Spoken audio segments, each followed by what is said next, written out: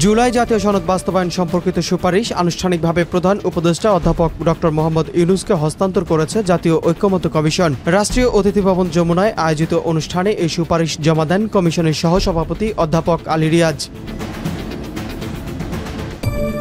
সুপারিশে বলা হয়েছে, জুলাই জাতীয় সনদ বাস্তবায়ন আদেশ 2025 জারির মাধ্যমে জুলাই গণ অভ্যুত্থানে প্রকাশিত জনগণের সার্বভৌম ইচ্ছা ও অভিপ্রায়কে আইনি কাঠামোয় রূপ দেওয়ার পথ তৈরি হবে। জুলাই সনদ বাস্তবায়নের এই আদেশের প্রারম্ভিক ঘোষণায় স্পষ্টভাবে উল্লেখ করা হয়েছে, 2024 সালের জুলাই আগস্টে সংঘটিত ছাত্র শ্রমিক জনতার সফল গণ অভ্যুত্থানই বাংলাদেশের জনগণের সার্বভৌম ক্ষমতার চূড়ান্ত প্রকাশ। এর আগে 30টি রাজনৈতিক দল ও জোটের সঙ্গে পরামর্শের পর জুলাই জাতীয় সনদ 2025 প্রণয়ন করে ঐকমত্য কমিশন। এতে সংবিধান, প্রশাসন ও রাষ্ট্রীয় কাঠামো সংস্কারের প্রস্তাব অন্তর্ভুক্ত রয়েছে। প্রধান রাজনৈতিক দল ও জোটগুলো এতে স্বাক্ষর করে দ্রুত বাস্তবায়নের অঙ্গীকার করেছে।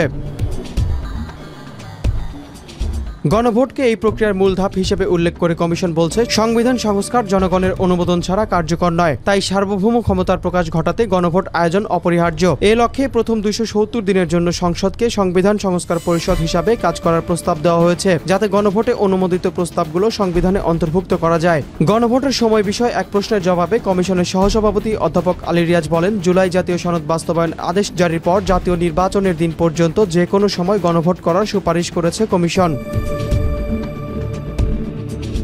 সংস্কার প্রস্তাবগুলো কিভাবে বাস্তবায়ন হবে জানতে চাইলে আলী রিয়াজ বলেন, সরকার চাইলে সংস্কার প্রস্তাবগুলো বিল আকারে গণভোটে দিতে পারে অথবা জুলাই সনদ আকারে দিতে পারে। যে সময় আছে তাতে বিল আকারে দেওয়া সম্ভব। এছাড়াও ঐকমত্য কমিশনের ব্যাখ্যায় বলা হয়, জুলাই জাতীয় সনদ বাস্তবায়নের জন্য একটি আনুষ্ঠানিক আইনি দলিল প্রয়োজন ছিল। গণ অভ্যুত্থানের মাধ্যমে প্রকাশিত জনগণের সার্বভৌম ক্ষমতা ও অভিপ্রায়ের ভিত্তিতেই সরকার জুলাই জাতীয় সনদ বাস্তবায়ন আদেশ 2025 জারি করবে, যা রাষ্ট্রীয় পুনর্গঠনের সাংবিধানিক ভিত্তি নিশ্চিত করবে।